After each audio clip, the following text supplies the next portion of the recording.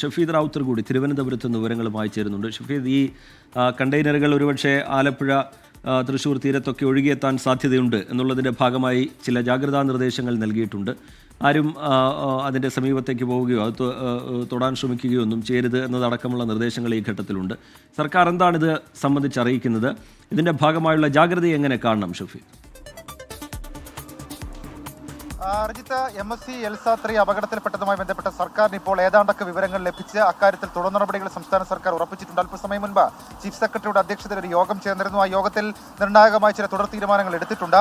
തോട്ടപ്പള്ളി സ്പീൽവേയിൽ നിന്ന്, ആലപ്പുഴയിലെ തോട്ടപ്പള്ളി സ്പീൽവേയിൽ നിന്ന് 14.6 നോട്ടിക്കൽ മൈൽ അകലെയാണ് ഈ കപ്പൽ മുങ്ങിയിട്ടുള്ളത്. അതുകൊണ്ട് തന്നെ ആലപ്പുഴ തീരത്തേക്ക് ഈ കണ്ടെയ്നറുകൾ, നിലവിൽ ഇപ്പോൾ ഒഴുകി നടക്കുന്ന കണ്ടെയ്നറുകൾ എത്താൻ വളരെ ചാൻസ് കൂടുതലാണ്. മാത്രവുമല്ല, ഏകദേശം 100ഓളം കണ്ടെയ്നറുകൾ കടലിൽ വീണിട്ടുണ്ടാകും എന്നുള്ള നിഗമനത്തിലേക്ക് സർക്കാർ എത്തിച്ചേർന്നിട്ടുണ്ട്. കൂടാതെ കപ്പലിലെ ഇന്ധനമായ എണ്ണയും ചോർന്നിട്ടുണ്ട് എന്നുള്ള കാര്യവും നമുക്ക് സ്ഥിരീകരിക്കാൻ കഴിയും. ഏതാണ്ട് 3 കിലോമീറ്റർ വേഗത്തിലാണ് കടലിൽ ഇപ്പോൾ ഈ കണ്ടെയ്നറുകൾ ഒഴുകി നടക്കുന്നത്. നിലവിൽ കോസ്റ്റ് ഗാർഡ് 2 കപ്പലുകൾ ഉപയോഗിച്ച് ഈ എണ്ണ തടയാനുള്ള നടപടി സ്വീകരിച്ചു വരികയാണ്. ഒരു ഡോണിയർ വിമാനം ഉപയോഗിച്ച് എണ്ണ നശിപ്പിക്കാനുള്ള പൊടി എണ്ണപ്പടയ്ക്ക് മേൽ തളിക്കുന്നുണ്ട്. കോസ്റ്റ് ഗാർഡ് ഡയറക്ടർ ജനറലാണ് ദേശീയ എണ്ണപ്പാട പ്രതിരോധ പദ്ധതിയുടെ അധ്യക്ഷൻ. അദ്ദേഹം നേരിട്ട് ആവശ്യമായ നടപടികൾ സ്വീകരിച്ചു വരുന്നു. ആലപ്പുഴ, കൊല്ലം, എറണാകുളം, തിരുവനന്തപുരം എന്നീ ജില്ലകളിലെ തീരങ്ങളിലാണ് ഈ കണ്ടെയ്നറുകൾ എത്താൻ കൂടുതൽ സാധ്യതയുള്ളത്. ഏറ്റവും പ്രധാനം ആലപ്പുഴയാണ്, കൊച്ചി, അതിനുശേഷം കൊല്ലം, തിരുവനന്തപുരം. ഈ കാലാവസ്ഥ സൗത്ത് വെസ്റ്റ് ഡയറക്ഷനിലേക്ക് കണ്ടെയ്നറുകൾ ഇപ്പോൾ ഒഴുകിയെത്തുന്നു എന്നുള്ളതാണ് നിലവിൽ ഇപ്പോൾ ഏറ്റവും ഒടുവിൽ നമുക്ക് ലഭിക്കുന്ന വിവരം. ഇതിനടിസ്ഥാനത്തിൽ ചില തുടർ നടപടി നിർദ്ദേശങ്ങളും ജാഗ്രതാ നിർദ്ദേശങ്ങളും കൂടി സംസ്ഥാന സർക്കാരും ദുരന്ത നിവാരണ അതോറിറ്റിയും പുറപ്പെടുവിക്കുന്നുണ്ട്. തീരത്ത് അപൂർവ വസ്തുക്കൾ, കണ്ടെയ്നർ എന്നിവ കണ്ടാൽ തൊടരുത്, ഒരു കാരണവശാലും അടുത്തു പോകരുത്, അവയുടെ അടുത്ത് കൂട്ടം കൂടരുത്, 200 മീറ്ററെങ്കിലും അകലെ നിൽക്കുക, 112-ൽ വിവരം അറിയിക്കുക എന്നുള്ള നിർദ്ദേശം. കൂടാതെ എല്ലാ തീരദേശ തദ്ദേശ സ്വയംഭരണ സ്ഥാപനങ്ങൾക്കും സർക്കാർ ഇതിനോടകം തന്നെ നിർദ്ദേശം നൽകിയിട്ടുണ്ട്.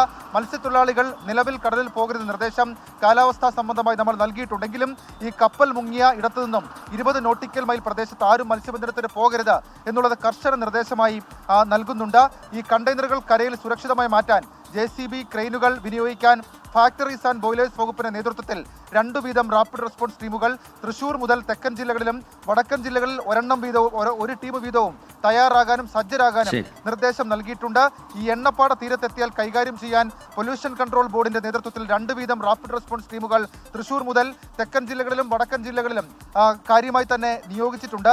ജില്ലാ ദുരന്ത നിവാരണ അതോറിറ്റിയും പോലീസും വേണ്ട സഹായങ്ങൾ, മറ്റ് അനുബന്ധ സഹായങ്ങൾ ഒരുക്കും എന്നുള്ള കാര്യം കൂടി പറയുന്നുണ്ട്. ഈ കപ്പലിലെ എണ്ണ കടലിന്റെ താഴെത്തട്ടിൽ പെട്ടുപോകാൻ സാധ്യതയുള്ളതിനാൽ coast guard, navy, forest department, factories and boilers എന്നിവരെ ഉൾപ്പെടുത്തി പദ്ധതി തയ്യാറാക്കാനുള്ള നിർദ്ദേശവും നൽകിയിട്ടുണ്ട്. അങ്ങനെ ഒരു അസാധാരണമായ സാഹചര്യത്തിന്റെ പശ്ചാത്തലത്തിൽ അടിയന്തര ജാഗ്രതാ നിർദ്ദേശം നൽകിയിട്ടുണ്ട്. തീരദേശത്തുള്ളവരും ഈ കടലിന് സമീപത്തേക്ക് പോകുന്നവരും ഈ വിഷയത്തിൽ കൂടുതൽ ജാഗ്രത പാലിക്കണം എന്നുള്ളതാണ് സർക്കാരും. കപ്പൽ മുങ്ങിയതിന് പിന്നാലെ, കണ്ടെയ്നറുകൾ ഒഴുകിപ്പോയതിന് പിന്നാലെ കൂടുതൽ നടപടികൾ, ജാഗ്രതാ നടപടികൾ സർക്കാരിന്റെ ഭാഗത്തുനിന്ന് ഉണ്ടാവുന്നുണ്ട്. സംശയാസ്പദമായ, സാധാരണ കണ്ടുപരിചയമല്ലാത്ത എന്തെങ്കിലും വസ്തുക്കൾ കാണുകയോ കണ്ടെയ്നറുകൾ കാണുകയോ ഒക്കെ ചെയ്താൽ അതിനെ തുടരുത്, അതിനടുത്തേക്ക് പോകരുത് എന്നുള്ള നിർദ്ദേശം നൽകിയിട്ടുണ്ട്. 112 എന്ന നമ്പറിൽ അത് സംബന്ധിച്ച വിവരങ്ങൾ അറിയിക്കണം എന്നുള്ള നിർദ്ദേശം കൂടി ഈ ഘട്ടത്തിൽ വരികയാണ്.